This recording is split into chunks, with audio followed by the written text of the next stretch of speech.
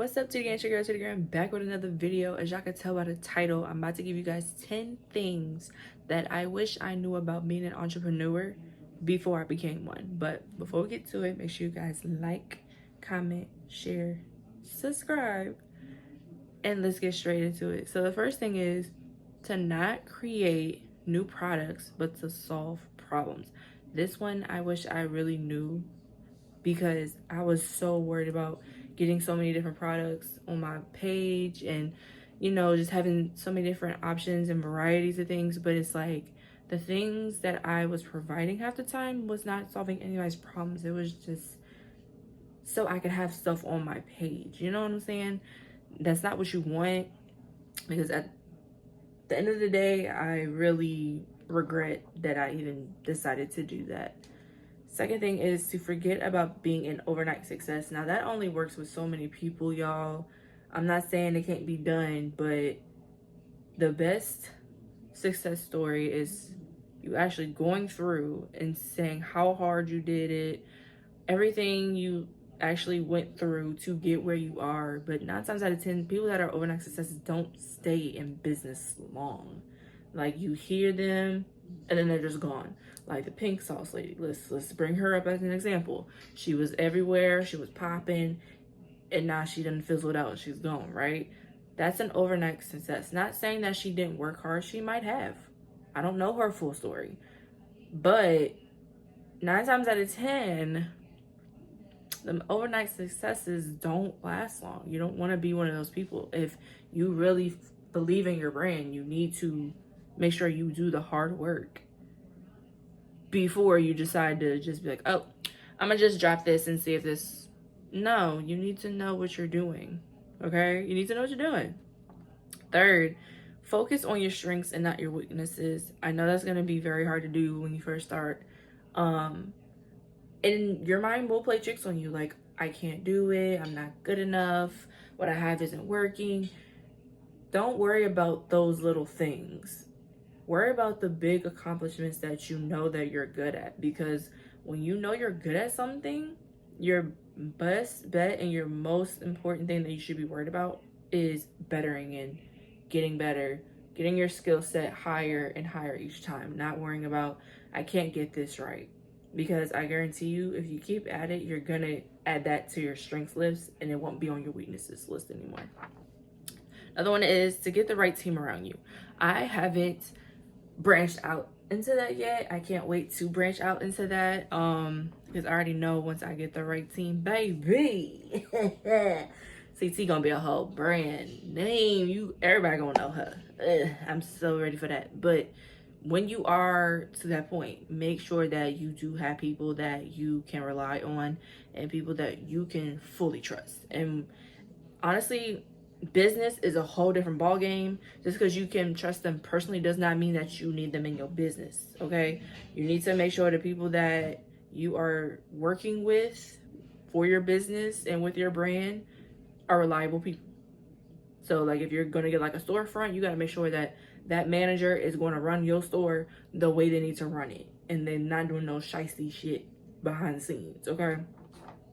Another one is, if you're going to fail quickly, because you need to give yourself time to get yourself together, but make sure that you back and up and ready to figure out how to fix that fail that you just did.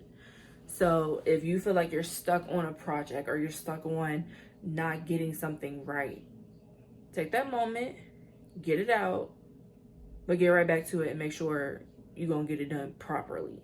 I like to call that trial and error. I do that a lot with products. Sometimes I have like, oh, I'm gonna get it.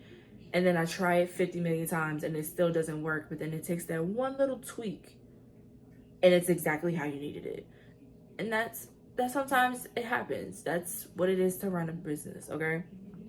Another thing is to understand your value proposition. This is a really, really, really big one. Make sure that you are valuing not only your money, but your time. Because depending on what you do as a business owner, whether you make your product or you're wholesaling, you better make sure that you are valuing yourself and your time and your money properly. Because a lot of business owners and entrepreneurs will work themselves more than they need to, because we are like programs. We're like machines. We are working 24/7. We don't clock in and clock out. Okay? Real entrepreneurs do not clock in and clock out. We are 24/7. We can be enjoying our personal life, and as soon as something pops up business wise, we on top of it. But you have to make sure that you are putting your value into everything. Quality and value go hand in hand. Another one is to know your customer. And what that means is, it's not just one individual customer. It means know your market, know who you are targeting when it comes to your brand. Know exactly what they want. It's not hard to ask what they want. Sometimes they will tell you, sometimes they won't. But open that communication up to them. Give them feedback. What do you guys expect out of me? What do you guys expect out of this brand? Which one would you rather? You know, give them options. Sometimes they can't just outright and say what they want. Sometimes they want options. I've noticed that usually helps more. But just give them options. Sometimes it'll help get the conversation going with your customer. Another one is, not every customer is right for you. I'm going to say that again. Not every customer is right for you. And that can be whether it's your product or just as a consumer standpoint. Because some people, I'm gonna be real honest, some people will become a customer just to find a way to bash your brand. Whether it's your pricing is too high, or they expected more of a experience from a product, or it could be little things.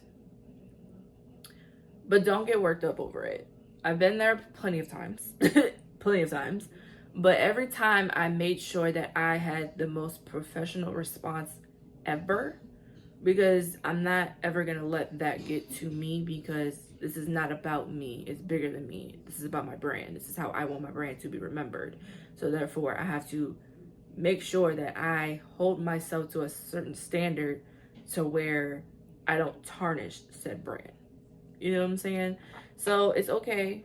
Not everybody's going to like what you got to offer, but you also need to realize that that's okay. I know we want everybody to love our stuff, but sometimes there are going to be a couple people that it just ain't for them, and that's okay. Another one is to learn from the mistakes of others, and I can't stress that enough. We are going to make our own mistakes ourselves, but when you see someone, like, I have a bunch of entrepreneur friends, right? And if they have an experience, learn from that. Whether or not you want to ask questions about, hey, what happened, you know, make mental notes, like, okay, I don't want this to happen to me. I'm going to dot my I's and cross my T's to make sure that I'm not in that same predicament. And that's okay, because we're all here to help each other. Don't hesitate to ever reach out to any entrepreneur. Well, I'm not going to say any, but do your research on entrepreneurs. Some people are there to help and some are not. That's all I can give you. The ones that I contact and I'm cool with, they are here to help. And so am I.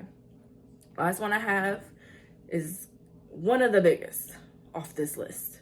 No sales, no business. And I know we love to say, oh, it's been a dry couple of months, but you know, I'm gonna bounce back. Sometimes you will, but sometimes you won't, because you as the entrepreneur do not know when your next sale is gonna come in.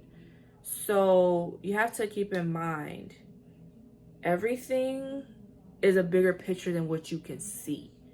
And that's why I stress that a business plan and having your ducks in a row is so important. If you guys did not watch this video, make sure you go watch it, because I go into a little more in depth. But having your stuff together as an entrepreneur is the biggest thing. People love to see it on the internet and think, oh, it's all candy and roses, it's all fun and games. Yeah, but it ain't for everybody. Not everybody can own a business. Not everybody can be an entrepreneur. Trust me, I learned just like the rest of y'all in 2020. I thought it was all shits and giggles and cute and all that until the real nitty gritty came in and I had to. But I'm here for a reason. I was put in this position for a reason, and I'm not going to step out because it's hard. That's not how I'm programmed. That's not how I'm wired. And he already knew that. That's why he put me in this position to begin with. But I want you guys to keep these 10 things in mind. Because like I said, I didn't know these before I even became an entrepreneur. These 10 things definitely helped me out throughout my course of being an entrepreneur. That's why I wanted to share these with you guys. Just in case you were thinking about becoming an entrepreneur. I hope these helped out in some way. If there are any other things that you can think of, put them down in the comments. We can have a conversation about this. But I really hope this video helped anybody that is trying to become an entrepreneur, or maybe is an entrepreneur and needed to hear these things and they felt like they resonated with it. Let me know in the comments. But I hope you guys enjoyed, and I will see you guys